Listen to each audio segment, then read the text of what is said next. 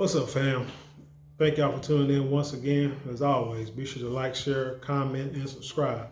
And when you subscribe, hit the notification bell so every time I drop a video, you will be the first to know about it.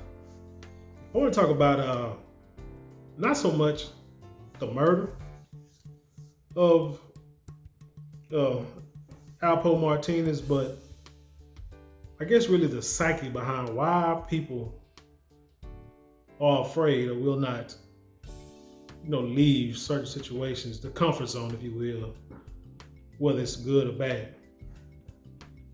Now, if you don't know, this past weekend, former drug kingpin by the name of Albert Martinez, better known as Alpo, was shot and killed, I guess they say, found around about 3 o'clock in the morning in the streets of Harlem. Now, what's ironic, more interesting about this story is Mr. Martinez had been in prison for around about 30-something years.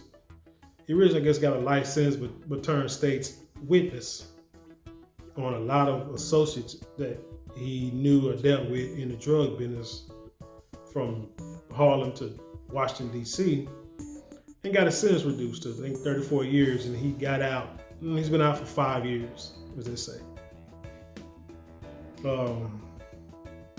They say that he copped to like 14 murders, including one of his, I guess, drug partners, Rich Porter, back in the day. And like I said, he got popped, and he, like I say, confessed and turned state evidence when he got out, got into the witness protection program, supposedly. And so when he was shot this weekend and found murdered, they say he had his the ID, his fake ID, a government issued ID saying he lived in Maine. I think his truck had Texas license plates. And they also said that they found little baggies of heroin. People saying that when he got shot, he trying to drive away. He was throwing like baggies out because he knew the police was coming, just in case he survived. I guess he didn't want them to find no dope on him. But they say that a lot of people were sad. They said some people, especially Richard Porter's family, was celebrating. She got one niece. Well, he has one niece that she was celebrating. Said they've been waiting years for this day, and it was drinking champagne, celebrating the man's death. Take it as you will. But then there was beliefs that his brother was killed due to of his quote-unquote snitching back in the day. Now, I would say I don't know anything about Mr. Martinez. I don't know his family. Never been in New York. Visited D.C. once. Don't know anything about the drug game up there. Don't know any of his family friends, former associates, former enemies, current enemies, or what have you. All I've been talking about so I can't say nothing disparaging about the brother because I haven't lived that life. I don't know why he chose what he chose. I don't know why he motives behind killing the people that he claimed he killed, motives behind selling drugs, motives behind, snitching on his associates, trying to get out of prison. I don't know. But the question is, why is it that it seems that a lot of people some people cannot leave their comfort zone, good or bad, even if it can mean death? Did he get killed over retaliation because of what he did 30-something odd years ago? It's possible. Or did he get killed trying to sell dope? And somebody walked up to him, trying to sell dope, a drug deal going bad, and got popped. Perhaps. I mean, dudes, you are out at 2, 3 o'clock in the morning, and people, old folks say back in the day, ain't nothing going down good at that time of the day. Nothing at all. So who knows what's the purpose? But the question, like I said, I have is, why does it seem like people cannot leave the comfort zone?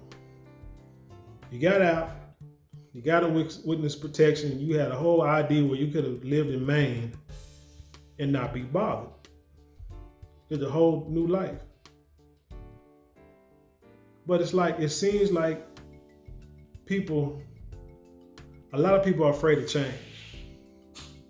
A lot of people like to stay in their comfort zone no matter what. And you know the saying is, especially when it comes to like success, if you want to make a change or if you want to be successful in life, you have to get out of your comfort zone. I've had talks with people sometimes, let's say like women in the past or what have you, talk about relationships. And a lot of times women are in these abusive relationships. And they get upset. They can call somebody to come try to help them out, call a brother or somebody to come try to beat the dude up. And then they go right back to the guy. And you wonder like, what's going on? And it's like you don't understand what it is, but it's not. People like to say misery loves company, but truth be told, the saying of, water seeks its own level. I mean, it's so true, it's ridiculous. Mr. Martinez was a kingpin back in the day. Flossing, flashing, that's what he knows. Went to prison, you have no options. So you gotta live the prison lifestyle, however you can, however they allow you. You get out, and he gets out, he's in a free world. Maybe he couldn't handle being a squirrel. There's nothing wrong with being a squirrel. A lot of us are squares, and we do a doggone good a job of doing it. But at 55, he's still out here selling dope. If that's true. There is really something wrong with that, especially when you have the feds on your team who can probably find you a job, find you housing. I mean, they gave you an ID with an address and everything. Get you anything you need to live be a productive member of society. But here's the crazy thing. This brother gets out and does interviews, video interviews, riding in cars in the same neighborhood that he killed people, that he sold drugs on, and probably in the place where he ratted out some of the same people in that same area.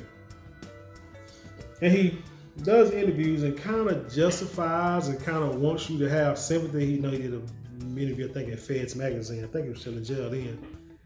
But even in the interview he was out, he was saying how when he killed Rich Porter, trying to justify saying that the brother was stealing from him, skimming money. And he said he gave the guy a couple of chances to tell the truth, and he didn't. And so he had an associate shoot him, and the associate didn't kill him, so he put one in his head. Now, suppose this is your friend. So if you feel the dude was skimming, that's your friend, y'all cool like that, you could let the guy go on. That could have separated, parted ways. Could have been done with that. But again, I don't know the rhyme and reason behind what he did, so I just leave it alone. But again, you have all this dirt. You have all these skeletons in your closet, and you go back to the same house and don't think anything can happen to you. But I don't think he even thought that far. I think his main thing was, I want to go back to where people do know me. I may have some enemies, but I have a few people who will keep watch over. I can ride through without a problem and be comfortable. If I'm just comfortable, if I can just see my people just a little bit, I'll be all right. It's like some kind of crazy, twist of the Stockholm syndrome, where people who abusive relationships, or let's say former slaves who didn't want to leave, they wanted to stay where they was at in an abuse, and kind of justify what's going on. It's kind of like, it's almost like the same thing. Like, dude, it doesn't make sense. Then they get someone like, say like Tekashi 6ix9ine. Now he was a fraud, I guess, fake game banger, got caught up. So, kind of find the people that he was hanging around, I guess, supposed not doing right by him. So he went, ratted them out. But then he gets out and act like, try to act all big and bad, like I'm free. And can't nobody touch me. I'm gonna be everywhere. I'm still alive. I'm in this neighborhood, that neighborhood, trolling people. But really, dude, not really putting himself in danger. With these two guys, I think originally why they do what they do, they could be in witness protection or what have you. They just want to test the water. They know their comfort zone. A lot of guys, you heard stories. A lot of guys have a woman go to prison for years. When they come out, first person they search for is that woman that they used to have, or what have you, because that's all they know. That's the last thing they know. That's what guys in jail do. So these dudes get caught up, get arrested, turn state's evidence. When they get back out, that's all they know. They go to the first thing that they know. What's the first thing he know? Yeah, they set you up in one place. What are you comfortable in? You get up in Maine, probably ain't shit going on in Maine. And so he probably said, man, I can't live up here. I'm gonna lose my mind. So he go down to Harlem one time. Got some people looking at him and greeting him. Some people looking at him with a side eye, like, is that who I think it is? But just that one person who greets him makes him feel good enough to say, let's try it again tomorrow. Same thing with Tekashi's. Let me go out here. I make a song. People download it. Okay, maybe they still like me. Let me go do a show. Go do a show. Place is packed. But let me try to do another show. And then that place is packed. And then you keep doing it to the point where now you're getting so comfortable that you feel you can go anywhere. Still got your bodyguard. You go anywhere. Still kind of hiding out. But at least you can do shows and you have security. And that's enough. Right now. But you're playing a dangerous game because every day that you're out in the streets, the Alpo been out for about 5-6 years. It haven't been touched. Every day you out in the streets, especially if you're out there in them streets, somebody's gonna touch you. And you're gonna give them a reason to do it because they knew you from the past. Whoever killed that brother probably wasn't living back then. But then again, like I said, Rich Porter got nieces who say she was 37 years old, who was celebrating his death. So it tells you got people that have, which means she was 3-4 years old when her uncle was killed. Probably barely remember the guy, but it doesn't matter because it's family. So you think about the people who do remember that guy. Think about the guys who may be still in the game, whether they're in jail or not, and say, hey, so-and-so is out. Get one of these youngins to take care of my business. And you got the older guys that, like you say, he may have thought they all in prison or they all dead. So, and all their family was little babies when when everything happened. So I'm not worried about that. But you got guys, just like when you was in the streets back in the day, you got youngins that's ready to put in work. That says, I'm saying that if it's the case that somebody if somebody retaliated, you got youngins that's ready to put in that work and ready to earn them stripes. And what better to do it than somebody like this that's been walking free for damn near 40 years, 35 years. But I think the problem is, even though I could say Alpo was in his 50s and his mind was still young. You're talking 34 years in the prison system. I mean, you can read a bunch of books, you can read so many books or whatever and sit and not do anything. But when you get out and get in that free world and you get a taste of freedom, I'm sure it does something to you. But I would say that I believe maybe in his mind, he didn't have a mind of a mature 55-year-old man. He may still have that 19, 21, 22-year-old guy that ran the streets and did what he wanted to do and did how he wanted to do. And he, you know what I'm saying, gonna live, gonna die the way he want. He gonna die his way, which is pretty much what a lot of men are saying. Say, man, if I'm gonna die, I'm gonna die living, being me. Forget the witness protection, forget hide. I'm gonna be me. Somebody gonna come get me. They don't come get me. You know, I'd rather be free than to be hiding. But to me, that's a silly way to think. Because look at somebody like Nicky Barnes. Now, for those who don't know who Nicky Barnes is, you can look that up. Mr. Untouchable. There's been a book about. I read the book biography. He did an interview himself in a witness protection program. That he did an interview a few years back. Nicky Barnes died in 2012 of cancer. He's like 78 years old. No one has seen Nicky Barnes since he went to prison after testifying against his counsel. People that he called brothers, but when he went to jail, they wasn't taking care of him. They was, you know, sleeping with his woman. She turned her back on him and all that kind of stuff. He felt betrayed. So he felt the best thing to do for him was, you know what I'm saying, snitch on all of them because they turned their back on him. They had a code and they all broke the code. So he was like, well, what's wrong with me? What I'm gonna do? But the thing about it, no matter what you do in the streets, for some reason, snitching is the worst thing that you can do, no matter what. And so once he served decades in federal prison, got out, witness protection program. When he died, no one knew except maybe a couple years ago when his daughters actually put it out and said he had been dead for years. Everybody was wondering, like, what happened to him? Till this day, you can read any story online and they won't say where he lived.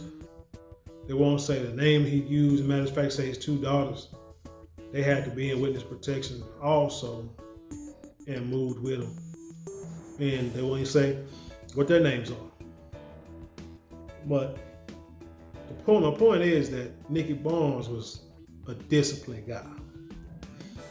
And if you read his biography, or watch his autobiography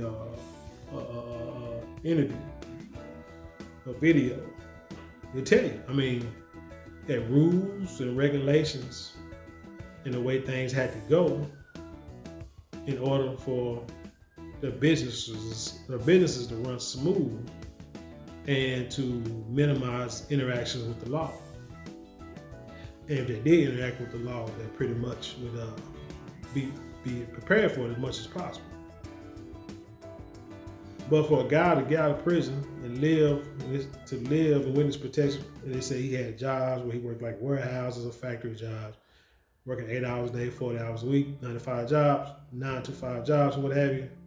Live his life as a regular person. That's all he wanted to do. I mean, he did the dope game, made a lot of money, had a lot of flash, and that was over. And he understood that, and he was willing to accept it and moved on. But for some reason, a lot of these young guys, I think that's what the problem is. A lot of them are young and haven't got to that level of maturity yet. But I think the problem is a lot of these guys just don't know when to say when. And sometimes it'll be too late. Like Mr. Martinez. So tell me what you think about this.